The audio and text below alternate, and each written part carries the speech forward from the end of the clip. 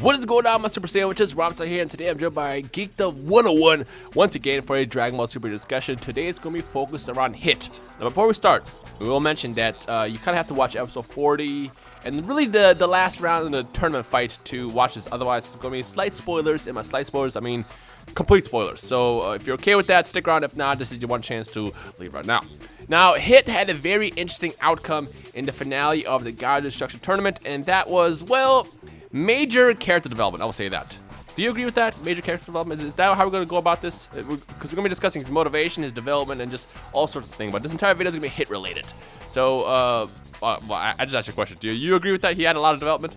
I think there's still more to come. I think he did have a lot of development, but in my review, I pointed out how some things don't make any sense, and that's the way I see it, that he almost changed a little too fast. Ooh. But that doesn't mean they can't explain it in the upcoming episodes. So I'm always going to give them a chance to see what they tell us. What are the few things that you were referring to that they happened too fast?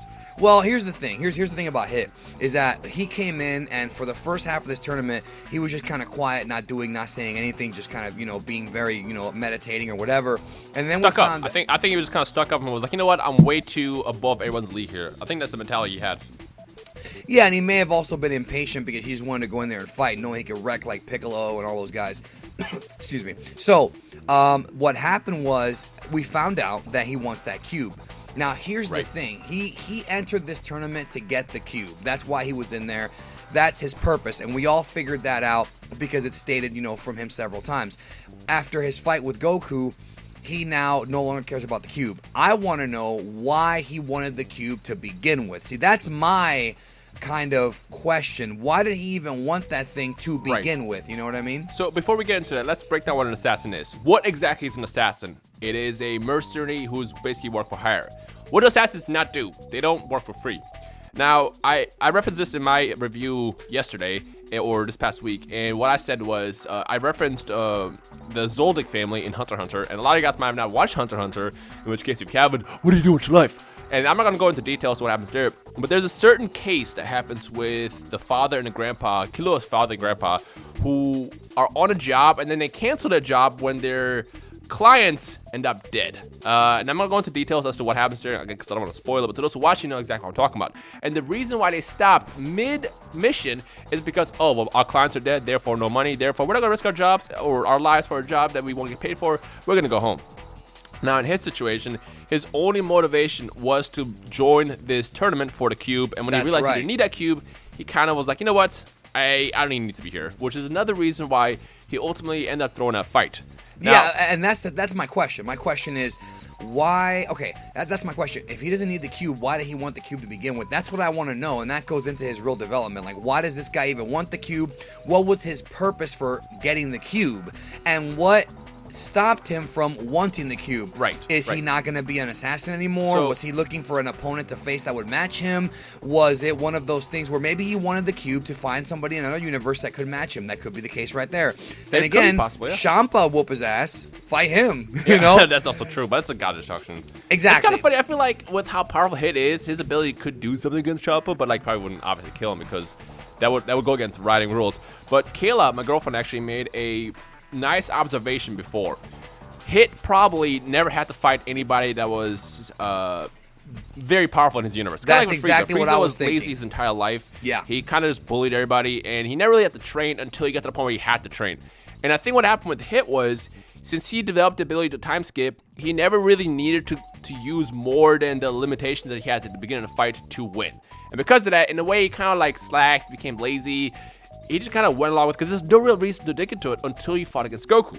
Now, when he fought against Goku, this is my theory. When he fought against Goku, he realized that he is a lot more limitless than he really thought was before. He got so much strong. He improved in one fight. And because of that, he realized, you know what? I don't need any fancy technology. I don't need a stupid cube, which we still don't know what the cube does, but we know it can travel between dimensions and stuff like that. I can just be myself. And that's what ultimately ended up leading to him saying, you know what, this is a good fight. This is all I really need. I'm done with this tournament. I'm going to throw it. So that's the way I see it. That's the way that I see it. Yeah, it's very possible. And some people have compared him to like Tien or Ten Shin Han in Dragon Ball about how he wanted to be an assassin, and then after the fight with Goku and the conversation with Roshi, he changed his ways, which I think is some of the best character development they've ever done in Dragon Ball, right? 100%. But they haven't really made that point clear, because with Ten Shin Han, he was conflicted throughout the entire Goku fight, which was building up to his master, Suru Senin, or as they called him in the dub, Master Shen, which is a very annoying dub change because there's a character later on named Shen, but let's not even go into that. But anyways, he called him, he was saying, kill him, kill him, kill him, and then eventually Ten Shin Han was like, screw you, I fight for me, like Ivan Drago in Rocky IV, I fight for me, which I thought was they should have had Hit do something like that. Say, you know what? I'm an assassin, but screw it. I have too much pride now. I'm just like Goku and Vegeta.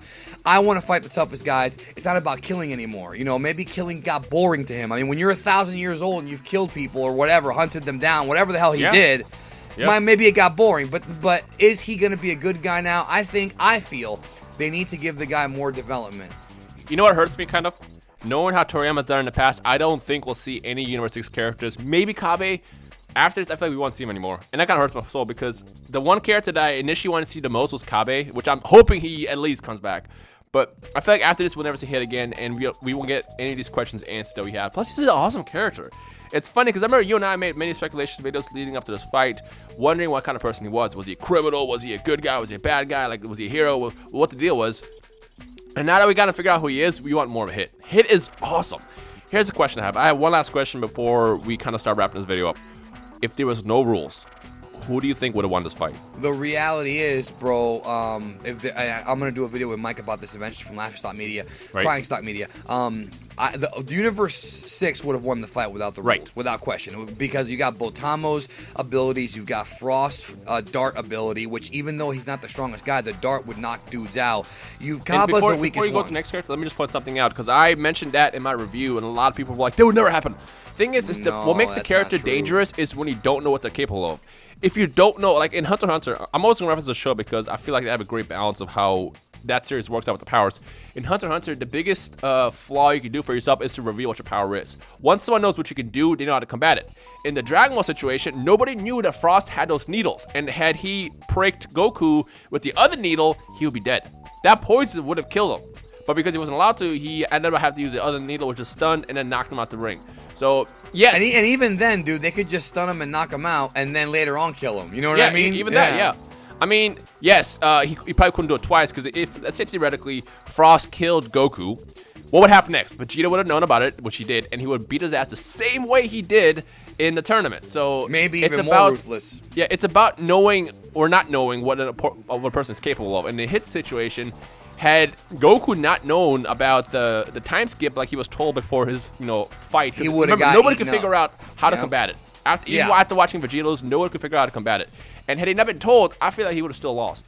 So going back to and I want to add one more thing to that real quick.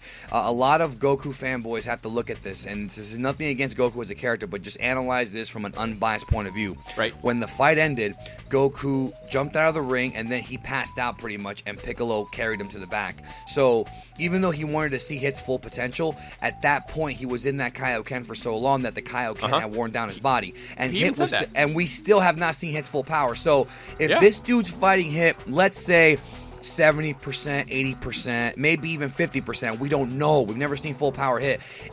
I think if the fight would have continued and would have been to the death, Hit would have destroyed him. There's no question. The Kaioken took it all out of him, bro. Right now, I don't mean to interrupt you, but right now, Hit is the strongest non-god. I can't think of anybody else who could fuck with him. And even if Goku didn't interrupt the tournament himself to say, hey, can we remove the rules, he could have still lost. Because like I said, he himself said, my Kaioken was running out, and I was getting to the point where, he also did say that he won't get hit again by Hit's time skip, which is debatable. But it's because obviously, Hit could have probably developed his ability even more and done it again. Because I don't know how you stop a time stop.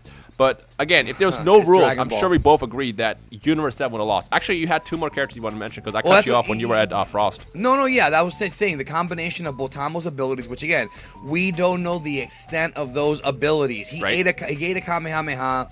He ate all of Goku's shots. Maybe God Goku would have won. Maybe not. We don't know. But he's strong. He definitely could wipe out Piccolo, I would say, and anybody can wipe out Wanaka. And then Kaba would be the weakest one. Frost has the dart. Magetta would have had the whole. He's strong, but he probably would have lost. But then we have Hit. Hit at full power by himself would have probably been able to take out Vegeta and Goku. Number one, the time skip that nobody knew about, he would have easily eaten up Vegeta. Sorry, Vegeta fans, but we saw it. I mean, it happened in the series. Even though Vegeta was tired, it's still a time skip move. And then secondly, he would have come at Goku, and it would have been a little closer of a fight, but I think he still would have won. So I think Hit by himself would have probably cleaned house on all the Universe 7 guys. I mean, I didn't write the fucking thing. Don't hate me for it. Get mad at Toriyama and Toyotaro, even though you shouldn't, because you shouldn't be a fanboy for a character. Quinn and Jay. No, they're friends of mine. But you know what I mean? But still, that's kind of how it is. Right now, we face facts. Hit is, really, really powerful. How about that? Yeah, 100%. And I love his character, too. He's not a dick. Frost hurt us. I'm still hurt of Frost.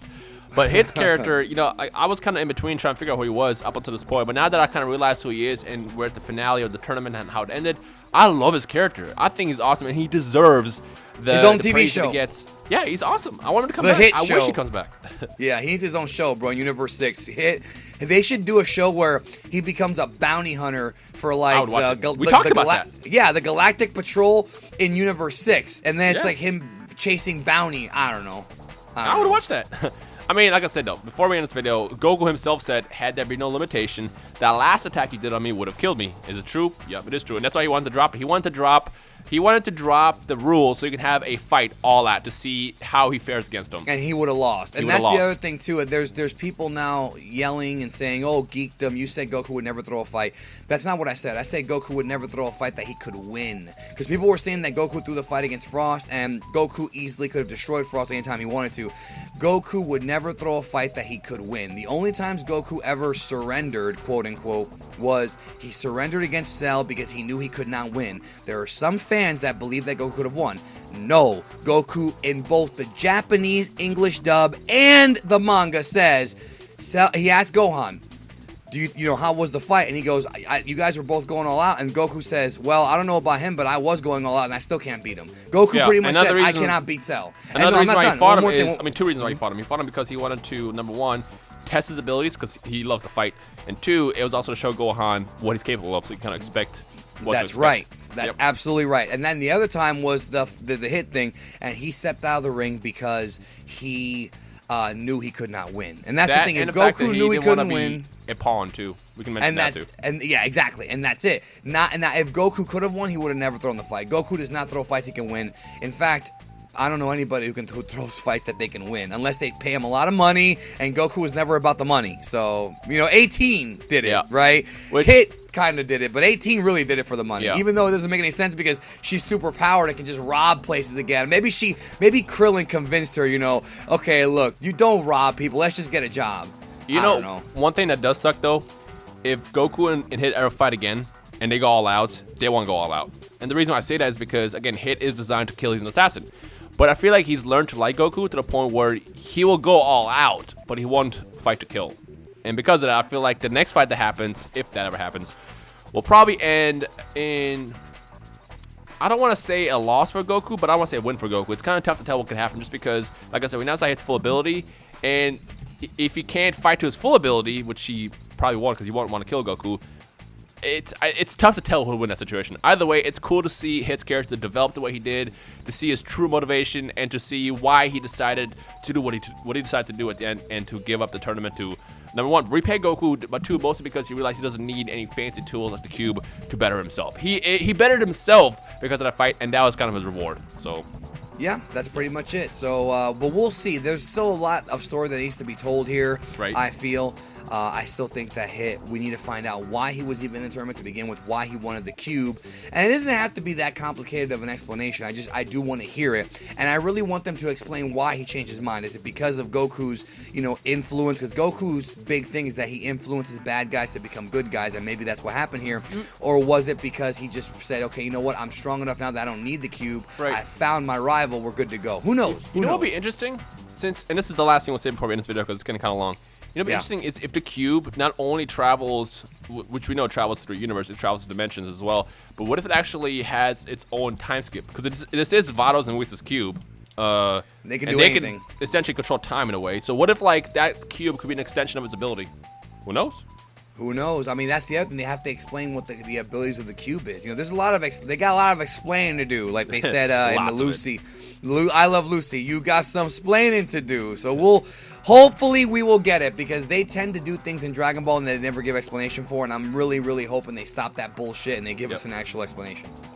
Anyways, ladies and gentlemen, I hope you guys enjoyed this hit conversation about his motivation, about his character, his development throughout the series. Let us know what you think about it in the comment section below, and any other speculations and thoughts that you want to toss in there as well about the future, the present, the past, whatever. Just drop us a comment, and of course check out Geekdom as well. But other than that, if you enjoyed today's video, make sure to leave a like right below, and we'll see all you amazing super sandwiches in the comment section below.